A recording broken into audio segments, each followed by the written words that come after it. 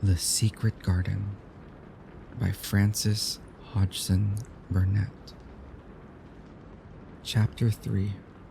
Across the Moor. She slept a long time, and when she awakened, Mrs. Medlock had bought a lunch basket at one of the stations, and they had some chicken and cold beef, and bread and butter, and some hot tea. The rain seemed to be streaming down more heavily than ever, and everybody in the station wore wet and glistening waterproofs. The guard lighted the lamps in the carriage, and Mrs. Medlock cheered up very much over her tea and chicken and beef. She ate a great deal and afterwards fell asleep herself, and Mary sat and stared at her and watched her fine bonnet slip on one side until she herself fell asleep once more in the corner of the carriage, lulled by the splashing of the rain against the windows. It was quite dark when she awakened again. The train had stopped at a station, and Mrs. Medlock was shaking her. "You've had a sleep," she said. "It's time to open your eyes. We're at Thwaite Station, and we've got a long drive before us." Mary stood up and tried to keep her eyes open while Mrs. Medlock collected her parcels.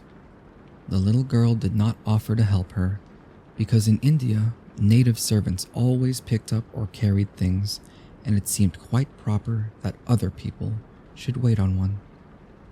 The station was a small one, and nobody but themselves seemed to be getting out of the train. The station master spoke to Mrs. Medlock in a rough, good-natured way, pronouncing his words in a queer, broad fashion, which Mary found out afterward was Yorkshire. "I see thou's got back," he said, "and thou's brought the young'un with thee." "Aye, that's her," answered Mrs. Medlock, speaking with a Yorkshire accent herself, and jerking her head over her shoulder towards Mary. "How's thy missus?" "Well enough. The carriage is waiting outside for thee." A brougham stood on the road before the little outside platform. Mary saw that it was a smart carriage and that it was a smart footman who helped her in. His long waterproof coat and the waterproof covering of his hat were shining and dripping with rain, as everything was, the burly station master included. When he shut the door, mounted the box with the coachman, and they drove off, the little girl found herself seated in a comfortably cushioned corner, but she was not inclined to go to sleep again. She sat and looked out of the window, curious to see something of the road over which she was being driven to the queer place Mrs. Medlock had spoken of.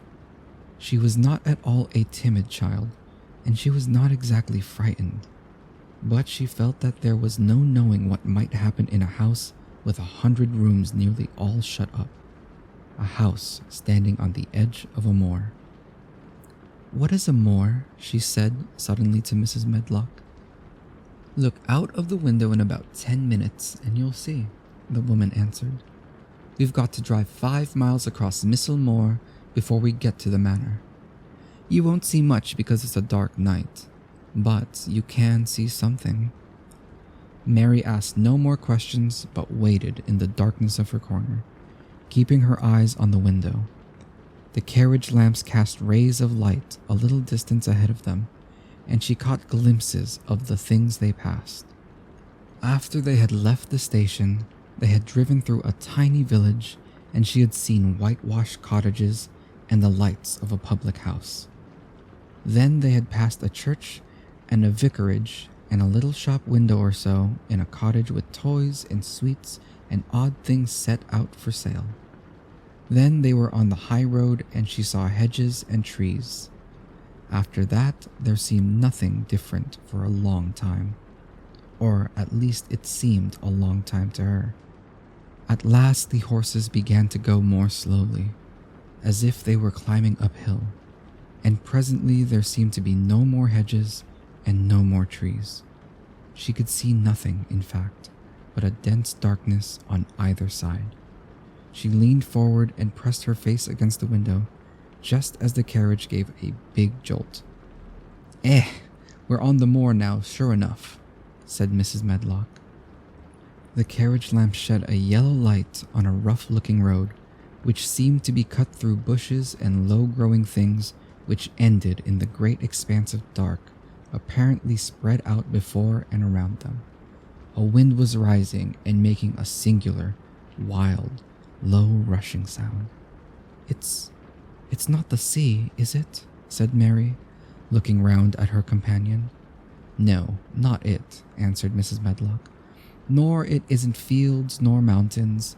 It's just miles and miles and miles of wild land that nothing grows on but heather and gorse and broom, and nothing lives on but wild ponies and sheep. I feel as if it might be the sea, if there were water on it, said Mary. It sounds like the sea just now. That's the wind blowing through the bushes, Mrs. Medlock said. It's a wild, dreary enough place to my mind, though there's plenty that likes it, particularly when the heather's in bloom. On and on they drove through the darkness, and though the rain stopped, the wind rushed by and whistled and made strange sounds. The road went up and down, and several times the carriage passed over a little bridge beneath which water rushed very fast with a great deal of noise. Mary felt as if the drive would never come to an end, and that the wide, bleak moor was a wide expanse of black ocean through which she was passing on a strip of dry land. I don't like it, she said to herself. I don't like it. And she pinched her thin lips more tightly together. The horses were climbing up a hilly piece of road when she first caught sight of a light. Mrs. Medlock saw it as soon as she did and drew a long sigh of relief. I am glad to see that bit old light twinkling, she exclaimed. It's the light in the lodge window. We shall get a good cup of tea after a bit, at all events. It was after a bit, as she said, for when the carriage passed through the park gates, there was still 2 miles of avenue to drive through, and the trees, which nearly met overhead, made it seem as if they were driving through a long, dark vault. They drove out of the vault into a clear space and stopped before an immensely long but low-built house, which seemed to ramble around a stone court. At first Mary thought that there were no lights at all in the windows, but as she got out of the carriage, she saw that one room in a corner upstairs showed a dull glow. The entrance door was a huge one, made of massive, curiously shaped panels of oak, studded with big iron nails and bound with great iron bars. It opened into an enormous hall, which was so dimly lighted that the faces in the portraits on the walls and the figures in the suits of armor made Mary feel that she did not want to look at them. As she stood on the stone floor, she looked a very small, odd little black figure, and she felt as small and lost and odd as she looked. A neat, thin old man stood near the manservant who opened the door for them. You are to take her to her room, he said in a husky voice. He doesn't want to see her. He's going to London in the morning. Very well, Mr. Pitcher, Mrs. Medlock answered. So long as I know what's expected of me, I can manage. What's expected of you, Mrs. Medlock, Mr. Pitcher said, is that you make sure that he's not disturbed and that he doesn't see what he doesn't want to see. And then Mary Lennox was led up a broad staircase and down a long corridor and up a short flight of steps and through another corridor until a door opened in a wall and she found herself in a room with a fire in it and a supper on a table. Mrs. Medlock said unceremoniously, Well, here you are. This room and the next are where you'll live, and you must keep to them. Don't you forget that. It was in this way Mistress Mary arrived at Misselthwaite Manor, and she had perhaps never felt quite so contrary in all her life.